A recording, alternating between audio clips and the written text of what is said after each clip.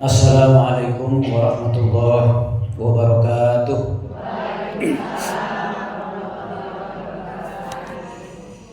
Alhamdulillahi wahdah, sadaqa wa'dah, wa nasara abdah, wa azza jundahu, wa hazamal ahzaba wahdah. Bersyukur kita kepada Allah Subhanahu wa taala sampai hari ini Allah masih lembutkan hati kita masing-masing. Hati ibu udah lembut belum, Bu? Sudah, alhamdulillah. Allah ringankan langkah kaki kita ke tempat yang mulia ini. Allah karuniakan kesempatan, sekali lagi kesempatan untuk terus berfastabiqul khairat, kesempatan terus untuk beramal soleh pada hari ini. Karena dua nikmat besar hari ini Allah titipkan sama kita, pada kita, yaitu as-sihah, yaitu nikmat sehat, al-faragh, nikmat kesempatan ibu sekalian. Salam salawat tercurah kepada uswatun hasanah baginda Nabi besar kita Muhammad sallallahu alaihi wasallam. Mudah-mudahan kita semuanya ini umatnya benar-benar diakui oleh beliau Rasulullah. Syaratnya adalah pertama banyak membacakan salawat untuk beliau dengan ucapan Allahumma sholli ala sayyidina Muhammad. Yang kedua, terus mengamalkan sunnah-sunnah beliau. Yang ketiga, terus mendakwakan sunnah-sunnah beliau. Ketua Majelis Taklim, seluruh pengurus jajaran dan seluruh Majelis Taklim Masjid Al-Huda yang sama-sama Allah muliakan. Dalam hidup ini banyak sekali Bu sekalian penyesatan, ya. Dalam hidup di dunia ini banyak sekali penyesatan yang sengaja dilakukan oleh orang-orang yang tidak bertanggung jawab. Nah, khususnya kaum muslimin ini Bu, salah satu bentuk penyesatan itu adalah menggunakan gaya bahasa syaitan. Jadi dalam surah An-Nahl ayat 63 disebutkan begini Bu, fazayyana lahumus syaitanu a'malahum. Jadi setan itu menjadikan indah-indah perbuatan buruk ini Bu. Jadi perbuatan buruk dianggap seakan-akan menjadi baik. Itu tugas siapa Bu? Setan. Tahu setan enggak Bu? Setan itu dalam surah An-Nas minal jinnati wan nas, ada dari jenis manusia, ada dari jenis jin. Itu dia Ibu sekalian. Jadi amal buruk Ibu sekalian, amal buruk dipoles seakan-akan itu menjadi baik. Ya. Jadi perbuatan maksiat dipoles, di make up seakan-akan jadi baik. Kayak kita make upan tiap hari Bu ya. Umurnya 70 karena jadi make up jadi kayak 17 tahun. Nah, kadang-kadang begitu. Nah, itu contoh ringan lah Bu. Itu bukan penipuan ya di depan suami. Nah, begitu. Nah, salah satu bentuk penyesatan ini Bu. Jadi setan itu menggambarkan dengan kata-kata mendingan yang dihembuskan kepada manusia. Jadi mendingan tapi bentuknya penyesatan. Contoh gini Bu. Mendingan mana ya orang yang sholat sekali atau tidak sholat sama sekali? Coba Bu. Kayaknya sih bagus kata-katanya ya. Tapi menyesatkan gak nih Bu? Menyesatkan. Saya ulangi lagi Bu. Mendingan mana orang yang sholat sekali atau yang gak sholat sama sekali? Coba. Kalau kita jawab mendingan sholat sekali, nanti dia cuma Idul Fitri tok paling atau 2 kali dalam setahun. Yang enggak sama sekali ya lebih parah lagi. Dua-duanya parah ini. Dua-duanya parah. Contoh lain lagi ini Bu.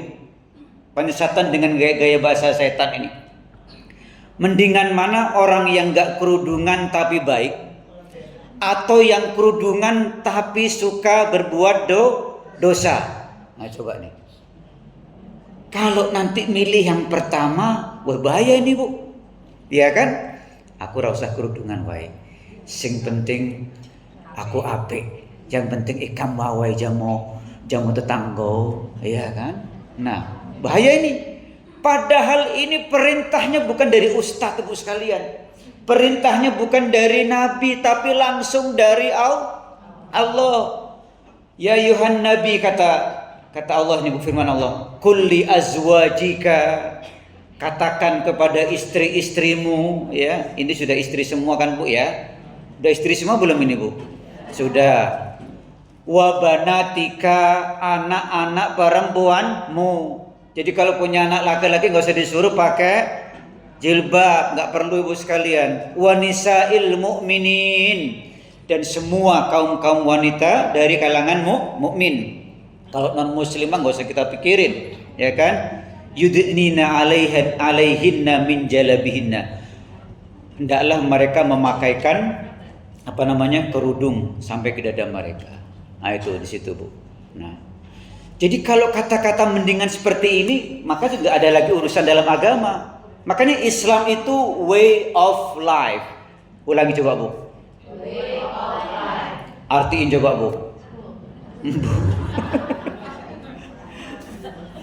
Islam itu jalan keselamatan dalam semua kehidupan kita Bu. Ya. Tidak ada ajaran yang dia mengajarkan kepada kita, dari yang paling sederhana sampai paling yang rumit diajarkan dalam Islam. Tidak ada adab yang diajarkan dalam agama ini kecuali Islam. Dari adab sampai mau masuk kamar mandi saja, sampai hal yang besar itu ada doanya, ada adabnya. Itu Bu ya. Tempat agama lain, ibadah lain, masuk tempat ibadah mereka bebas pakaian mereka kan, mau najis, mau janabah bebas, mau pakai sendal, pakai sepatu, mau pakai tank top, ya Bu ya. Tahu tank top nggak Bu? Tank top itu pakaiannya nggak ke atas, nggak ke bawah, itu tank top namanya. Ya silahkan itu Mas. Tapi Islam tuh masuk, siapapun yang masuk tempat ini, pertama harus orang muslim, 2 harus menutup aurat, 3 harus dalam keadaan bersih, suci. Janabah mungkin banyak ulama yang belum membolehkan, ya kan? Dalam keadaan suci. Semuanya ketika sholat, semuanya kepalanya rata nggak Bu dengan orang kaya Bu? Orang kaya, pejabat, rakyat biasa, miskin, semuanya tunduk di depan Allah Subhanahu wa taala, menghadap Tuhan yang sama, menghadap Allah yang sama. Ketika mereka sujud gak ada perbedaan Bu di sini Bu. Ya kan? Itu dia. Islam itu way of life. Siapa yang menempuh agama selain Islam, wa may yabtaghi ghairal Islam falyuqbal, kata Allah. Al-Imran 85, tidak diterima agama itu.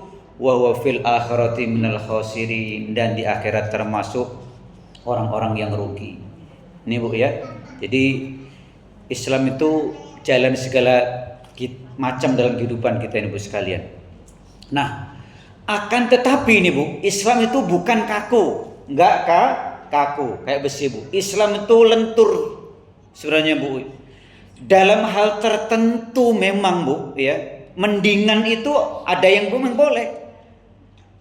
Daripada enggak makan fisiknya rusak, daripada enggak makan dia mati, ketika di situ enggak diketemukan makanan lain, dia makan dia makan babi, itu mendingan mana? Dia makan babi atau enggak makan babi terus dia mati Bu sekalian.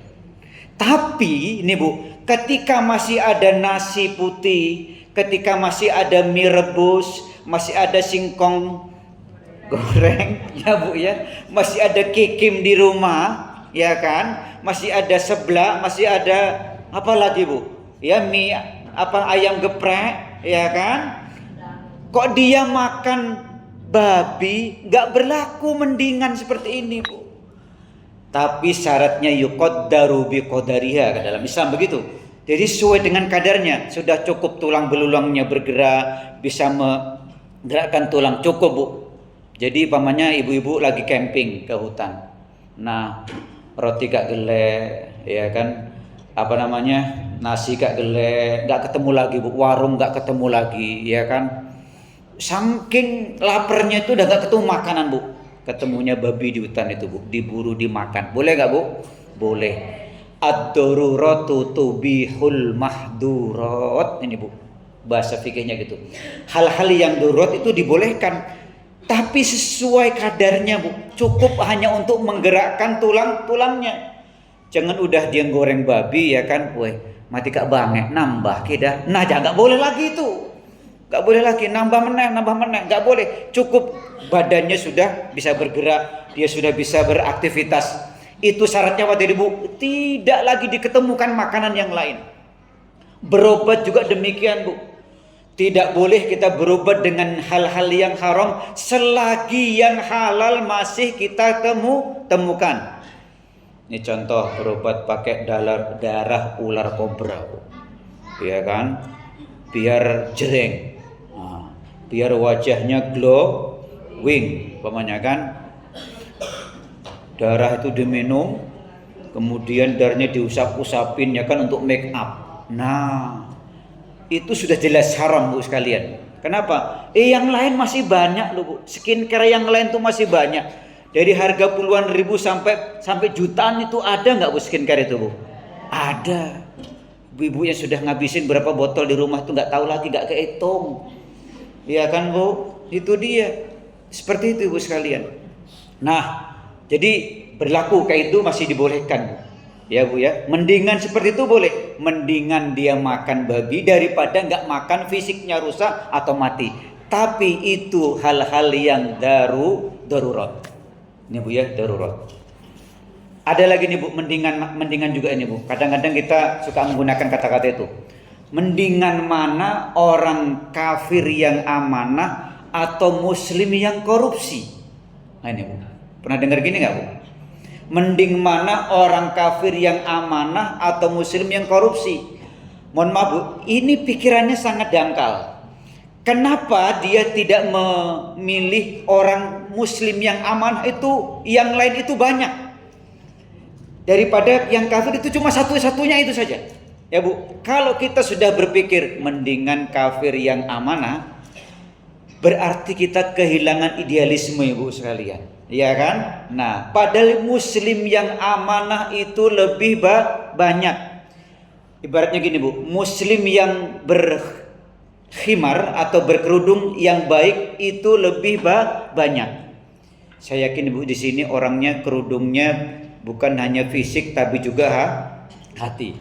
Ada juga yang kadang-kadang gini, Bu, ngapain pakai kerudung kalau kesehariannya masih begitu, mendingan kerudungin hati dulu. Nah, ini juga hati-hati, Bu sekalian. Hati kayak mana mau dikerudungin, Bu sekalian? Nggak bisa. Ya kan, hati itu ya nggak bisa dikerudungin. Memang teruslah kita berbuat baik kepada Allah Subhanahu wa taala, melaksanakan perintah Allah. Kenapa, Bu? Dalam hal seberat apapun ketika Allah sudah turunkan, Bu, perintah itu, orang beriman akan mengatakan sami'na wa ata'na. Kami dengar perintahmu ya Allah, kami taati. Ya, meskipun cuaca panas, ya kan, saya tetap berkerudung. Ya, seperti itu, Bu sekalian. Meskipun kadang saya harus beli sayur depan rumah, ya kan, saya harus tetap berkerudung. Ya kan. Nah, seperti itu, Ibu sekalian. Nah, ada lagi pola pikir yang ini, Bu. Yang sama ini, Bu. Dalam hal perzinahan ini. Ini juga ada yang ini, Bu. Ini lebih baik mana? Ini hal zina ini. Perzinahan yang dilokalisasi atau perzinahan yang dilegalkan, yang dibebaskan, maksudnya begitu ya. Coba bayangin, Bu. Dua kata-kata ini kan racun, Bu ya. Nah, ini racun. Lebih baik mana perzinahan yang dilokalisasi atau perzinahan yang dibebaskan? Dua-duanya ini racun, dua-duanya salah besar, nih, Bu. Dua-duanya harus dijauhi. Dua-duanya perbuatan kotor itu. Bahkan dalam surah Al-Isra itu, Bu, ayat 32, wala taqrabuz zina, jangan kau dekat-dekati zina. Innahu, kata Allah, sesungguhnya zina itu kana fahisyah. Fahisyah itu buruk, ya buruk. Wasa'a sabila, dan jalan menuju tempat yang sangat buruk sekali. Ya, nah, itu dia. Takrabu aja nggak boleh nih, Bu.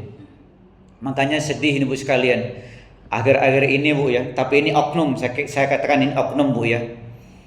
Pimpinan pesantren, ya Bu ya, berbuat yang tidak baik dengan santrinya. Ada nggak, Bu? Ada. Ya, Bu ya. Ya lebih banyak yang enggak gitu loh, Bu, maksudnya, Bu. Pesantren itu kan ada ribuan ya. Dari 100 tuh panggil satu kan gitu, Bu. Kita ngeri kasusnya itu. Bahkan sudah berjalan bertahun-tahun.